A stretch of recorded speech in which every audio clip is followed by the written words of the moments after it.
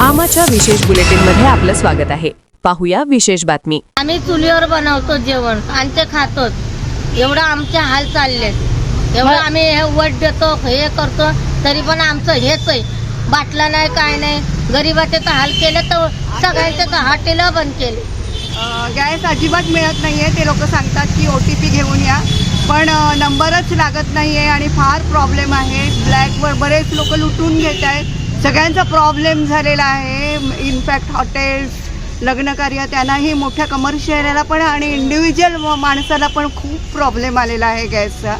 हे फार कठीण झालेलं आहे आणि ओरिजिनलच गॅसची किंमत इतकी आहे आणि त्याच्यावर अजून सरप्लस झालेली आहे। माणसांनी कमवायचं काय, खायचं काय आणि हे काय करायचं, पुरवठ्याचं म्हणजे इन्कम काय करायचं, हा मोठा गहन प्रश्न आहे। मुंबई शहरात घरगुती गॅस सिलेंडरचा तुटवडा दिवसेंदिवस तीव्र होत असून नागरिकांना मोठ्या अडचणींना सामोरे जावे लागत आहे।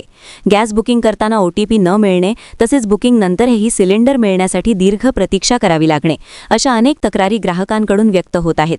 गॅस उपलब्ध नसल्यामुळे अनेक कुटुंबांना पर्यायी उपायांचा आधार घ्यावा लागत आहे। काही जण लाकूड वापरून स्वयंपाक करत आहेत, तर काही जण इलेक्ट्रिक शेगडीवर जेवण बनवत आहेत। मात्र या पद्धतींमुळे वेळ आणि खर्च दोन्ही वाढत असल्याची नागरिकांची तक्रार आहे। ग्राहकांच्या म्हणण्यानुसार गॅस बुकिंग केल्यानंतरही तब्बल 25 दिवस प्रतीक्षा करावी लागत आहे। त्यामुळे गॅस नेमका कधी मिळणार याबाबत अनिश्चितता निर्माण झाली असून नागरिकांमध्ये चिंता वाढली आहे। पण आम्हाला गॅस मिळत नाही। आता पण महिना होता तर लोक गॅस मिळावी त्यांची इच्छा।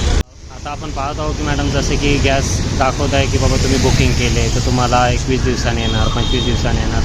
तर एवढा वेळ म्हणजे व्यक्तीने कसं करायचं? घरामध्ये जर आता जेवण बनवायचं असतं तर मग ते कसं आणायचं? जर समजा आज जर गॅस गेलेला असेल तर मग 25 दिवस ते कसं बनवणार? याविषयी जर सरकारने याच्यावरती गंभीरतेने जर लक्ष दिलं आणि जर ते या युद्धक्षेत्रामध्ये जे आता घडतं आहे तर त्याविषयी सरकारने याच्यावरती प्रतिबंध करावा की लक्ष द्यावं व्यवस्थित, की शक्य तेवढं नागरिकांना हे होईल की बाबा हा त्रास भोगावा नाही लागणार। तर या दृष्टिकोनाने सरकारने गांभीर्याने याच्यावरती लक्ष द्यावं। लोकांना त्रास होत आहे गॅस सिलेंडरविषयी आता, कारण की पहिला 8 दिवसांनी आणि 10 दिवसांनी भेटत होते, ते आता त्या लोकांनी 25 दिवसाचा केला।